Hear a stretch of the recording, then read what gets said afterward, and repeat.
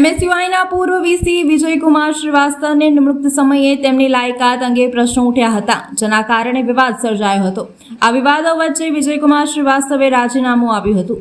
રાજીનામું આપ્યા બાદ પણ તેઓએ ધન્વંતરી બંગલો ખાલી કર્યો ન હતો. તેમના પણ વિવાદ સર્જાયો હતો. જો કે તેમના ગયા બાદ પણ વિવાદ શમ્યો નથી. હવે તેમની સામે તેમના કાર્યકાળ દરમિયાન થયેલા કેટલાક બાબતોને લઈને કોંગ્રેસ પ્રવક્તા કપિલ જોશી અને વડોદરા શહેર પ્રમુખ ઋત્વિજ જોશી દ્વારા પત્રકાર પરિષદ યોજાઈ હતી. કેટલાક તથ્યો સાથે આક્ષેપો મૂક્યા હતા. કપિલ જોશી દ્વારા માહિતી અધિકાર હેઠળ માહિતી માંગવામાં આવી હતી, જેમાં વિજયકુમાર શ્રીવાસ્તવે કરેલા ખર્ચ સંદર્ભે ચોંકાવનારી માહિતી સામે આવી છે, જે બાબતે પત્રકાર પરિષદમાં જણાવ્યું હતું. સાથે જ પૈસા રિકવરી અને કાયદેસરની કાર્યવાહી કરવાની પણ માંગણી કરી હતી. જે પ્રેસ વાર્તાનું આયોજન કરવામાં આવ્યું છે, જેમાં મારો મુખ્ય મુદ્દો છે કે જે નકલી કુલપતિ ડૉક્ટર વિજયકુમાર શ્રીવાસ્તવ જેને લખલૂટ ખર્ચાઓ કર્યા એનો ભાંડા ફોડવા માટેનું આ એક પ્રેસ વાર્તાનું આયોજન કર્યું છે. અને આપના લોકોના માધ્યમથી આપ લોક નિમિત્ત બનીને આ વડોદરાની પ્રજા સુધી આ જે કૌભાંડો છે, આ ભાંડાફોડ છે, એ પહોંચશે. એના માટે અમે આજે પ્રેસ વાર્તાનું આયોજન કરેલું છે. અમારા પ્રમુખશ્રી અને અમારા મંત્રીશ્રી એ પણ આ પ્રેસ વાર્તાની અંદર એમના મંતવ્ય રજૂ કરશે. તારીખ 23 જાન્યુઆરી 2025ના રોજ વિજયકુમાર શ્રીવાસ્તવ જે નકલી કુલપતિ શ્રી તરીકે આ ભાજપની ભ્રષ્ટ સરકાર દ્વારા જે નિમણૂક કરવામાં આવી હતી તેના વિરુદ્ધમાં મેં એક આરટીઆઈ કરેલી. 30 દિવસમાં આરટીઆઈનો જવાબ આપવો જોઈએ કાયદાની જોગવાઈ પ્રમાણે, પણ 30 દિવસમાં જવાબ ન મળતા મેં કાયદાકીય અપીલ કરેલી. અને અપીલ બાદ મને યુનિવર્સિટી દ્વારા 6 માર્ચના રોજ એ આરટીઆઈનો જવાબ દેવામાં આવ્યો. આ આરટીઆઈનો જવાબ ની અંદર જે ખર્ચના આંકડાઓ જોતા મને એક ગુજરાતી પંક્તિ યાદ આવે છે કે કોના બાપની દિવાળી, કોના બાપની દિવાળી.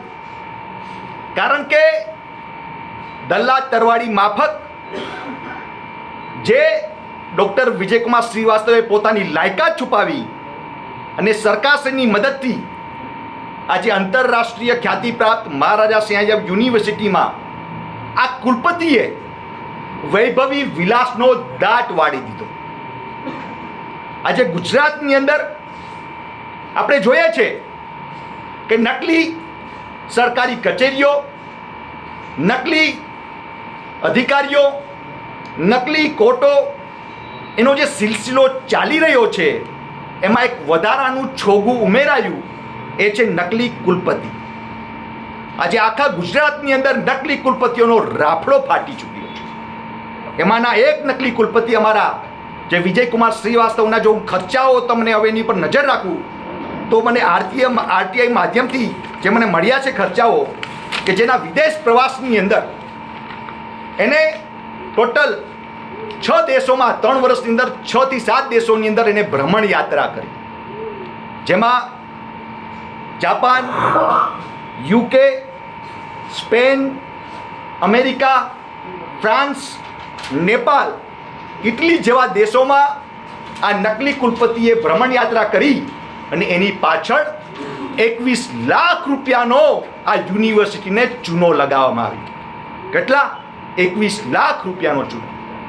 જેમ આપણા ભારતીય જનતા પાર્ટીના જે ઘણા બધા અધિકારીઓ જે રાજાની જેમ ભ્રમણ યાત્રાઓ કરે છે, એટલે આપણે કહીએ છીએ યથા રાજા તથા પ્રજા. વળી પડિયાના પાટુની માફિક કુલપતિ જે પોતાની અસલી બાયોડેટાને છુપાવવા માટે જે વકીલ બાબુઓની નિમણૂકો કરી, એ વકીલ બાબુઓની પાછળ કોર્ટની અંદર 3,33,000 રૂપિયા આ યુનિવર્સિટી દ્વારા એ ચૂકવવામાં આવ્યા. 3,33,850 રૂપિયા. એની સાથે સાથે જે કાયદાકીય સલાહો લીધી, એ કાયદાકીય સલાહો એની પાછળ લાખો રૂપિયા, એટલે 12 લાખ, એટલે ટોટલ તમે જોવો તો 16 લાખ રૂપિયાનો ખર્ચો માત્ર કાયદાકીય સલાહ પાછળ કરે છે. શરમ આવે છે મને આ ભાજપની સરકાર ઉપર, શરમ આવે છે મને આ નકલી કુલપતિઓ ઉપર કે જ્યારે આ કાળઝાળ ગરમીની અંદર યુનિવર્સિટીની અંદર વિદ્યાર્થીઓ માટે પીવાના પાણી નથી હોતા, વોટર કુલર નથી હોતા, લાઇબ્રેરીઓની અંદર એસીઓ નથી ચાલતા, ક્લાસોની અંદર પંખાઓ નથી ચાલતા, ત્યારે આવા મોંઘાદાટ વિદેશી પ્રવાસો કરે છે આવા નકલી કુલપતિઓ. કાનૂની કાયદા સલાહ પાછળ એટલા લાખો રૂપિયા વાપરે છે. ખરેખર આ બધા જે પ્રજાના પૈસા, વિદ્યાર્થીઓના પૈસા છે, ખરેખર વિદ્યાર્થીઓના કલ્યાણ માટે વાપરવા જોઈએ. હવે હું વાત કરીશ કે આ નકલી કુલપતિને પગાર મળવા પાત્ર એનાથી વિશેષ પણ એને એમના વાહન ખર્ચ માટે 9 લાખ રૂપિયા 18,000 એમની પાછળ ચૂકવવામાં આવ્યા. વાહન ખર્ચમાં તમે જોઈ શકો છો, મેન્ટેનન્સ ઓફ વ્હીકલ 9,18,000 રૂપિયા. એની સાથે સાથે મેડિકલ ખર્ચ 1,60,000 રૂપિયા. એના પછી રાજાનો ઠાઠ ભોગવતા નકલી કુલપતિના બંગલે સેવા કરવા માટે જે કર્મચારીઓ છે એ કર્મચારીઓને કેટલો પગાર ચૂકવ્યો? તો કે 17,24,000 રૂપિયા ચૂકવવામાં આવ્યા. અને ભાઈ 24 કલાક એસીમાં બેસતા હોય એની જેમ MGVCLનું બિલ 3.5 લાખ રૂપિયા આવ્યું. એટલે આપણે સમજી શકીએ છીએ કે આ ટોટલ જે નવાબી રજવાડી ઠાઠની જેમ આ નકલી કુલપતિ અને આ ભાજપની ભ્રષ્ટ સરકાર, હું પૂછવા માગું છું શિક્ષણ મંત્રી ઋષિકેશ પટેલને, કેમ છાવરે છે? કેમ? ये रिश्ता क्या कहलाता है પ્રોફેસર ડૉક્ટર વિજયકુમાર શ્રીવાસ્તવ જોડે? શાના માટે આ નકલી કુલપતિને તમે સજા નથી કરતા? કેમ જેલની પાછળ નથી ઢકેલતા? કેમ આની પાસેથી આ લાખો રૂપિયાના જે પ્રજાના પૈસા એને વેડફા છે એની રિકવરી નથી કરતા? શાના માટે?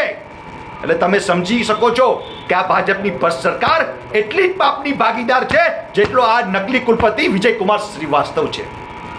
વાત બહુ ગંભીર છે અને આ પ્રશ્ન છે મને કે આવા રાજાશાહી ઠાઠ